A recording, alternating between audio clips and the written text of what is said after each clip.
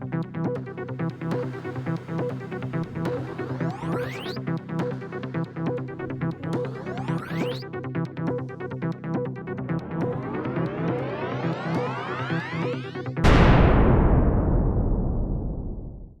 back to the NeuroMarvels. I am Dr. Gwen Palafox, and my esteemed colleague is Dr. Dana Waters. We're glad you're here. Back. Yeah, hey, welcome back, everyone. By the time you get this this episode, we are going to be really deep into the holiday season. So happy holidays to you, and we hope that this finds you well and good. Today, we really wanted to talk about an article that Dana and I stumbled upon. So through the magic of software, 3, 2, 1. Production value just went up for us. For those of you that are only listening, you're like, what is happening? You're like, what? Yeah. We now have our article up. If you're on video, you can see this. But Dana and I stumbled upon this article that talks about highly sensitive people. And, I was interested in this personally because we've talked a lot about sensory sensitivities of autistics, right? And really what piqued my interest here is this idea that an individual can be sensitive, can have those sensory sensitivities and not be autistic. So what gives, right? Yeah, I think, when I talk to folks about, I think that's what's been so great about the neurodiversity movement, if you will, and raising that awareness is, like in the DSM, everything's so categorized. Yeah. It's just not that neat of a categorization. And so if you think about these attributes, they overlap, right? So we know about, we've talked a lot about the overlap between ADHD and autism, and some folks that are autistic also are ADHD, vice versa, and there's some overlap. And this idea of sensory sensitivity isn't exclusive to just autistics, as evidenced by the article. And I've talked to other people and known other people that seem to have these sensitivities that really don't fit any of the other criteria of being autistic. I think historically we've kind of, depending on the culture, right? So some cultures have marginalized us. I got teased a lot for being super sensitive as a kid. And then other cultures have sort of raised and revered people that are sensitive because you can pick up on nuances of things that other people can't. It's almost got like a magic to it, if you will, right? But a lot of people struggle with this too because the world feels too intense, and there's really specific things that this article talks about. The first one on the list is avoiding like violent movies or TV shows. I think I've mentioned on the show before the website doesthedogdie.com, and I've known people who are highly sensitive that they actually want to go online and know the plot of a movie. They want the spoiler. It allows them to tolerate the movie, right? So if they think that there's going to be something that's really intense or you don't know what's going to happen. I think I shared this in watching The Mandalorian. I almost didn't complete watching it because I was so freaked out about the little baby Yoda, something happening to him. And once I dug and found out that, spoiler alert, at least in the shows that I watch, nothing happened. I mean, things happen, but he doesn't die. Then I could tolerate it. It was a really, really strong feeling of like, I was just freaked out each time I watch it. I'm like, this isn't fun. Why am I watching this? So that's a trait that you can see on the screen that the article talks about. Also being deeply moved by beauty. I think, I remember my therapist saying to me once when I was in the process of trying to thaw again after spending so many years stuffing my affect down and being really mad at her because then I was just in pain. Like, why are you doing this to me? Yeah. She said, but you will also then be able to experience the joys and those kinds of things as well. And this would be someone who kind of, even in their bones and their neurology, really gets moved by that and maybe I imagine like a little kid seeing something really shiny and beautiful they haven't seen before, and then they can't even walk because they're like, wow, that Yeah. kind of awe in those things. So the Mm. sensitivity piece isn't always a bad thing. It can be a really good thing. It can be in tune to those things. And then it talks, the middle one is being overwhelmed by sensory stimuli. And that's sort of the point I think you're making, is that folks, like my wife is like this, certain noises, crowds, and certain kinds of lights really bother her, but she's not autistic. But Mhm. we'll talk about, oh, you have traits. And really, probably what it is this, this highly sensitive person who's just wired differently. Maybe that's why we get along so well, right? Yeah. Yeah, there's a It isn't common just a matter of, sorry, go ahead. yeah, there's like a common experience, or that you can Yeah. relate to each other because of the sensory stimuli. I was thinking as you were talking about avoiding violent movies, I could not finish Game of Thrones. Like Oh, I haven't I even watched it. I remember know I wouldn't. oh my gosh, I started it, and it was something that, my husband and I were watching in the evenings, and I had to stop. One, it was Yeah. just like after kind of a long day and doing what you and I do, where we're supporting people emotionally, Yeah. and sometimes in very difficult things and through difficult things.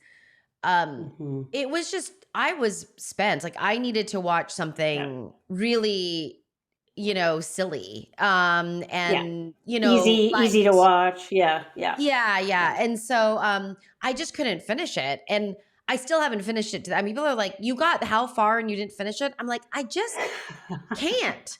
Like I Yeah. can't, Too like much. it's and it leaves me feeling terrible right before bed. Yeah. Like what Oh. I saw, and it's just so disturbing. So it's interesting. But we've never talked about doesthedogdie.com, Dana?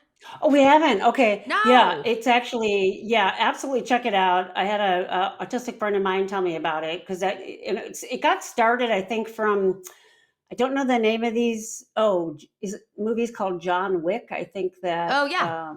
Yeah. The I've never John Wick seen them, but series. Uh-huh. apparently people were so freaked out about the dog dying that they just Yeah. wanted to know, or they couldn't tolerate the movie. So that grew then since, and you can type the name of any movie or TV show in, assuming someone's put stuff in there. And it doesn't just have things like, if there's an animal, does the dog die? It's got all these ratings and like these buttons that people will say yes or no for, like, is there domestic violence? Is there this? Is there, sexual predation? It's the list just goes on and on and on. So some of them don't apply, but you can see like your triggers. And Yeah. so you can make an informed decision about whether you want to watch it or not. Or again, if you know it's coming, you can tolerate it better, right? Yeah. I love the movie Dances with Wolves. I can't watch it anymore because of what, Yeah. two animals in that movie died. I know it's a movie. I know those things happen in real life, but I can't, it makes me feel so awful, sort of like what you're talking about with Game of Yeah. Thrones, right? Yeah. So I think it also, I'm wondering if highly sensitive people also are like autistic people, and that we like to watch the same shows over and over and over. Because there's like a familiarity, we pick up on different nuances, but then of course what's coming as well, right? Yeah. But There's I a can do that with my predictability. wife. Yeah, we can watch the same thing over and over, and we'll both pick up nuances that we hadn't seen before. And I think it's just kind of getting through those layers of that is really interesting. That this is being described as someone who's a highly sensitive person. Yeah. Yeah. I The mean, fourth Dana, thing on this list, yeah. Go ahead, go Dana. ahead. The fourth thing on this list I think is really interesting, and this is true for any neurodiverse person, is the need for downtime. So we talk about this with our clients all the time, right? If you know you're going to be in a situation where you're going to have a lot of sensory input, you have to have recovery time, Hmm. or you may need more downtime than someone who's extroverted. We sort of, just to give a label to it. Hmm. Um, and then my experience with folks that are highly sensitive is that they do have a really rich inner life. I think maybe that's why people that are like this are so creative. Maybe that goes along with that being deeply moved by beauty, that kind of thing. But to me, it's like this really describes another kind of brain that is part of human nature, but has this cluster of things, to your point that we started with, that overlaps with autism for sure. It's like the Yeah. wiring, right? Yeah, I mean, you're just wired, like, this is the way your brain is wired. And I think it like kind of does go back to the idea or the neurodiverse movement, right? Which is that different wiring or a variety of wiring is normal and expected, right? In the course of humans, right? Like that Yeah. it's normal for there to be, and there should be, a diversity of wiring Yeah. neurologically. Yeah. And so, Yeah. and I really, it's really, I mean, I don't necessarily want to use spectrum because, spectrum is part of the like the autistic label, right? But this idea that there is a continuum of the way that wiring expresses, like how it expresses itself, right? If there's a continuum of Right. things, because I'm sure there are also people who don't feel much neurologically, like they're hypo or under sensitive, Yeah. right? So Sure. this is kind of on that other side. And I like this idea that in order to experience, the depth of sadness, that depth of sadness gives you the range to experience the height of happiness, right? Or joy Yep. or awe or Yep. whatever. That as the range increases, so does the degree or the intensity of feelings. All of them, all of them, Yeah. right? All And of so them. how do Yeah. we do that? This idea for this idea for downtime, Dana, which I find to be so interesting, is that idea of like coping ahead. That Yeah. idea of like, I predict and I can see what's coming. And because I know Mm. myself, Yeah. how do I manage that in a way that I can still function, that isn't, Yeah. too stressful? Yeah, and I think that that's one of the learning curves of if you are highly sensitive, autistic, ADHD, whatever neurodivergent it is, part of knowing that you are and incorporating that into your identity is, like you said, that pre-planning. So if you know you're going to be exposed to something that's a high stimulus, don't plan anything the next day. Plan downtime. It's really important to do that. Or pay attention to what happens to you when you don't have that, because then you're going to know you get kind of burned out or super tired, and then you'll realize that more about yourself and really be protective of the time that you've got to have for that recuperation time. It's different, right? Yep. It sort of is like if you go to a really loud concert, anybody goes to a really loud concert and you're not wearing headphones or something. For that drive home, and then even like, let's say it takes you 2 hours to get home, and then you get in bed. And even then, when you lay in bed, you can hear like that ringing in your ears. That's what it's like for everybody. So imagine that if you've got that neurosensitivity, your brain has been going through all that, like for whatever you've done, you've gone to a restaurant or something. And it takes time to quiet that down. Once the brain gets primed into a certain sort of sensory state, it won't go back to baseline without you sort of really quieting it down. It wants to stay in that hyper arousal. You have to deliberately do some things to get yourself out of that. I mean, Dana, I don't think people know that. Mm. Like I don't think that is a known, that's a known thing. That Okay. I think people just feel like, oh, you know what, it will just return back to baseline on its own. And Yeah. this is the idea, I think, of emotional regulation or self-management. This idea Right. that we need to actively engage in activities and, ideally as part of a daily routine in which to rebalance the system, Yeah. right? But life gets Yeah. really busy. We get some distance from it, and then it's Yeah. out of our minds, and then we think it's gone, when really there's kind of like the aftertaste, or there's Yeah. still It's a good way to something put like the it. nervous system is still registering that. And Yeah. honestly, I Yeah. think it's just a really well timed, because during the holidays there is so much hustle and Mm-hmm. bustle, or Yeah. there's kind of the triggering of anniversaries during this kind of holiday Yeah. time, which can be really Yeah. challenging. I will say for my clients, the holidays are some of the most difficult times of the year. Oh, absolutely. I'm thinking of something I teach in my psychophysiology class, where we talk about what the stress response is. So keep in mind, stress isn't just negative. Stress can be, you've been at a loud party and you had a really good time, or you went sledding, or whatever it is that you do any particular time of year. I feel bad for the people that are listening to this and it's summertime and we taped this 6 months ago and you're listening to it now. So it could be anything, right? Overstimulating. So there are aspects of your hormonal regulation that deal with stimulation, right? So you're literally your hypothalamus, which is part of your brain, when it senses, evolutionarily, it's when you sense a threat or you sense the need to increase energy. So stress can be excitement. I mean, you could go to a roller coaster and enjoy a roller coaster, but your body's going to respond the same way. It sends some chemical messengers to your adrenal glands, and your adrenal glands give you that kind of fight or flight thing going. And then you typically get, the brain recognizes, okay, the threat is over, and now I can down regulate again, and I go back to baseline. If that threat stays, or you never do anything to deliberately lower it, it stays in that kind of hyperarousal. This is something really common that we see in folks with complex trauma. They spend all those years and their system is so used to being hyperactivated. We call this the HPA axis. It's the parts that are involved, the hypothalamus, pituitary, and the adrenal gland. And if you're not shutting that system back down deliberately, or just having that downtime to let it return to normal, you actually start to see things like exhaustion, and your immune system takes a hit, right? So you have a tendency to get sick. I always describe this to my students because inevitably you work so hard all term, you're totally stressed out, and then you finally go home and relax and you get sick because Yeah, your after body, you've finals. been, Right? yeah, You you've have been whacking finals your immune come. system. Yep. You're like, damn it, I finally have time off.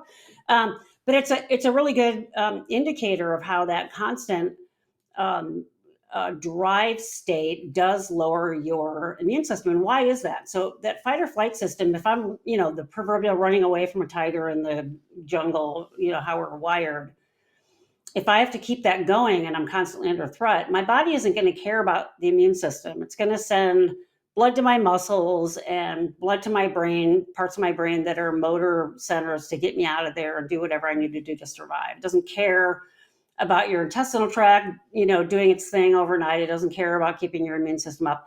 And the idea is that those are supposed to be short duration activities, right? So if you're under stress long term, whether it's something like trauma in your childhood, or you are a hypersensitive person, whether you're autistic or not, with that, and you're never having that deliberate downtime, you're frying that system. And so I have this happen with clients all the time. They're like, well, now I'm super sick, now I have to rest. And I'm like, it'd be nice if you could do that before you get sick, so that you're not forced to do that. You really do have to plan that time. And so there's real physiological pieces to this, is sort of what I mean in terms of that. Just one example of what the brain goes through, and your whole system and your body goes through if you aren't giving yourself downtime to recoup, right? Your brain and that system thinks it's still going, and it will continue to dump those chemicals, those hormones into your system, and you'll start to see other signs of stress. I mean, this is one of the tactics they use to torture people, is to keep them awake, keep them stimulated. In hostage situations, they play loud music so people can't ever be quiet, because you start to kind of go crazy, right? And you just like, okay, I give up. So imagine you doing that to yourself on that level all along and not planning those downtimes. It's absolutely essential. So this is whether it's someone who's got complex trauma, sensory sensitivity, autistic or not. It's one of the first things I work on with folks, is that balance, right? How do you plan downtime? But then also, how do you, if something really is important to you and you want to do it, we don't want to take that away from you, right? Right. So it might be tiering the things you do. Like, this is a level 1 thing. Like, I never want to give that up. This is a level 2 thing that, I really like it, but if I had to, I'd give it up. And everything below that are things that if I didn't do or have, I'd be fine. So that you don't have to give up the thing that's really important to you. But if you've got a bunch of 1s and 2s and a boatload of 3, 4, and 5s, just get rid of the 3, 4, and 5s, take a day and chill, right? to be able to bring that back to baseline. Because then the next time you're exposed to that stuff, you're going to be able to manage it better. And Yeah. I think what this article is saying is if you're a hypersensitive person, you're going to be going through that, right? Yeah, I mean, totally. I mean, for those of you that are listening, I'll link this article in the show notes, and then the description box, just so that you can take a look at it. This kind of goes back to self-awareness, right? Like you've got to identify or see yourself as a certain person in order to then make or do actions, right? Do things to meet your personal needs. That does Yeah. mean that things need to be slowed down. That does mean that there needs to maybe be some formal self-reflection. And I'm not saying it has to be with a person. It could be through journaling. It could be through, there's lots of different ways to look at oneself.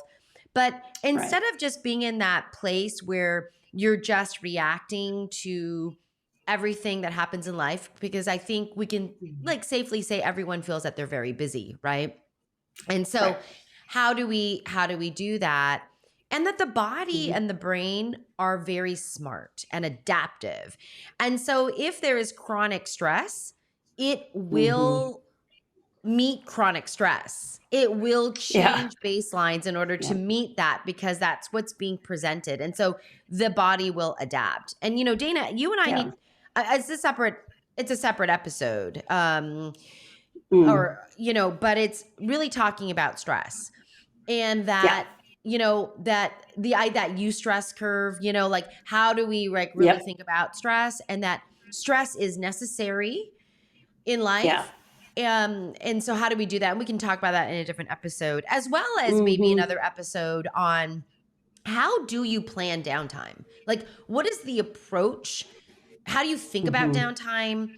And how do you make choices about what you're doing during downtime, right? So that's something that I think we could bring up. But kind of this idea, just to, again, raise awareness for our audience. You can be sensitive and not autistic. And being sensitive is not a bad thing. I mean, I do think that, again, we've talked time and time again about how things get pathologized in Western cultures. I had a student of mine share with me last week an article from the early 70s in Russia. She happens to be fluent in Russian, so she could read this, where in Russia in the early 70s, they were describing autism as a brain thing, not as back in the 70s in the DSM, autism was a mental disorder. And it sort of is like, oh my God. So that idea of seeing things in a different way, that it just because we see things a certain way here or our culture sees it a certain way, you're too sensitive. You're too sensitive. Have you ever heard anybody say, it's so great that you're so sensitive? Usually it's like to a kid, like stop being so sensitive or whatever, right? But it really is like you could be walking around in life with just this wide open wound and wondering why you feel crappy all the time, or why you're noticing those things that no one else notices, right? I'm working on a meme for Awake Now. I was in the store the other day and watched this interaction between this father and this little boy that broke my heart. And I actually got into my car and I just burst out crying. I came home and told my wife about it. And she's like, you pick up on those things like other people don't. I just yoked into it, and I felt it like in my being. Now, part of it could be, yes, I had a shared experience as a kid, but I do think some of it is because of the super sensitive. It's one of the things that makes me a really good psychologist, and why that ended up working so well for me.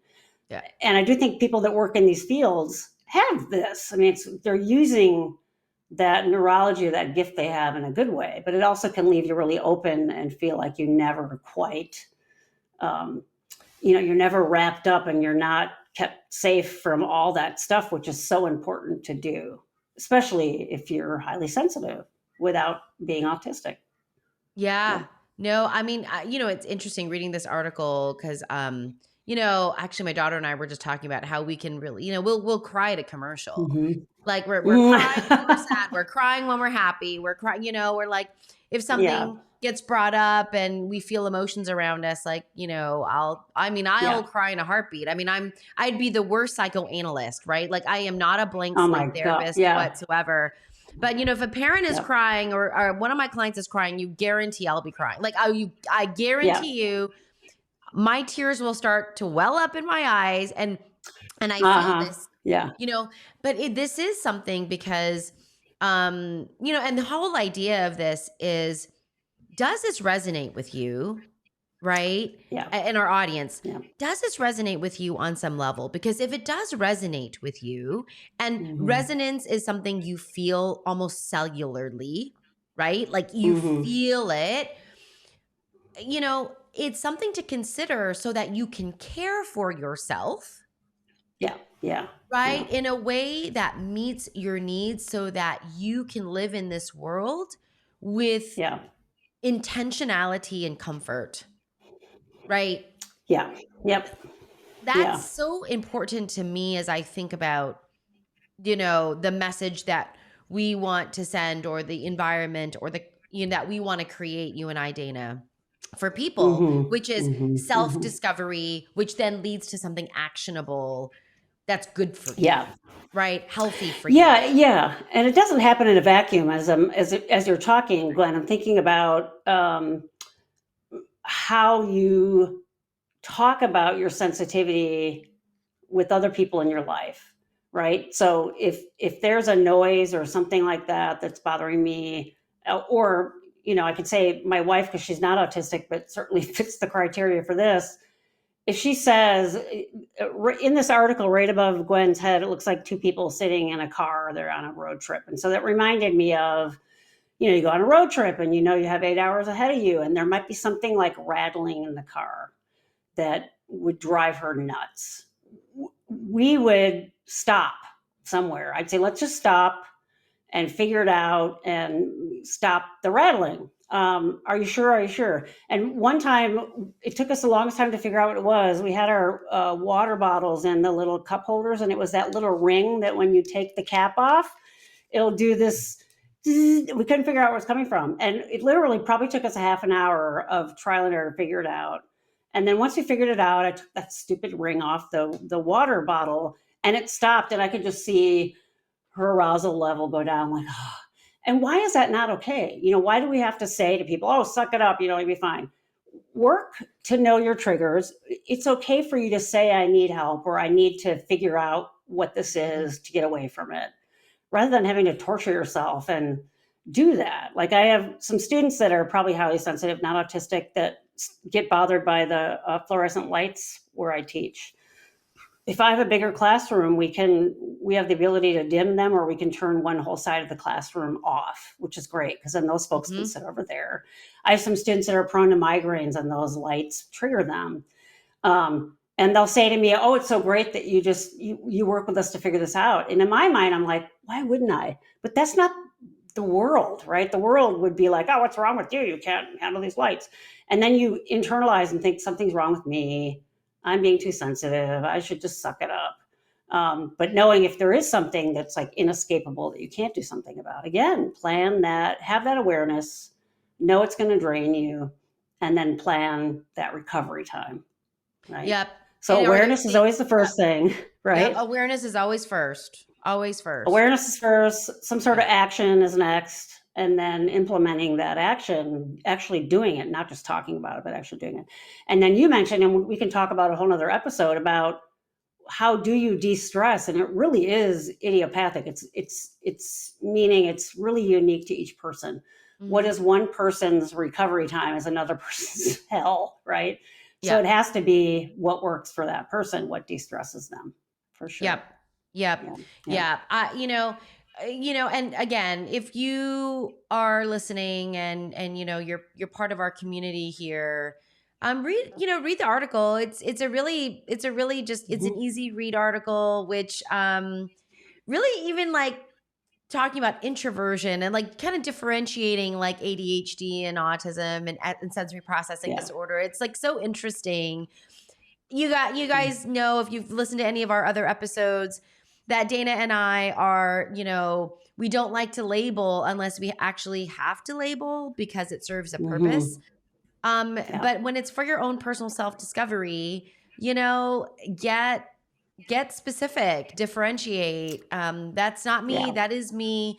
And that's just, an exercise of self-awareness so that it does lead to your own self-care. And where are you going to spend your resources or your cognitive currency or your, the energy currency that you have?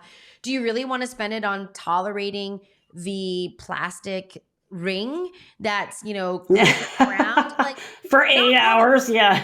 well, and that grates on you. And then I would even go as far to say is, if you're then irritable, then that has other types of impacts, not only on yourself, but potentially on your relationship, right? Because now you're irritable in the context of a car for 8 hours. Yeah. You might do things in the context of your relationship that aren't helpful or productive, and so that's just another kind of maybe idea there. Yeah. And But telling someone just ignore it, just ignore it doesn't work. It doesn't work. It doesn't No. work. No, and the idea, and you and I can talk about, like, the white, the white bear, blue dolphin kind of idea, which is, if you tell someone to ignore, don't think about the white bear, don't think about the white bear, don't think about the white bear, that's all you think about. So really, the way to do that is to either come up with a blue dolphin thought, because if I tell you to think about a blue dolphin, then you can actually not think about the white bear. There you go. And that's, again, that's another episode for us to talk about. But how do you identify here? And maybe if you want to leave a comment about, how does this resonate with you? Are you a highly sensitive person? In what way? What way are you a highly sensitive person? And did this bring any insight for you? And if you guys like, and go ahead, Dana. Yeah. And if you are, welcome to the neurodiverse community, because I think inclusion is important too. Yeah. And you were going to say, please do give us some comments in the if you're listening to this, because we really do want to get some feedback. It's okay to tell us you'd rather have us do something a certain way, or would you talk about a particular thing. We really do want to have some interaction with y'all and hear about what you like and don't like and what you'd like to see. Yeah, and if you like what we're doing, what really helps us is really liking and commenting on our content, whether you're listening to it through your ears or you're watching us through YouTube. That really helps us continue to do this. So if you feel so inclined, we would appreciate that thumbs up and a comment, if you will. And thank you for joining us for another episode. Be well, everybody. Go home and turn the lights off. Amen. Bye, everyone.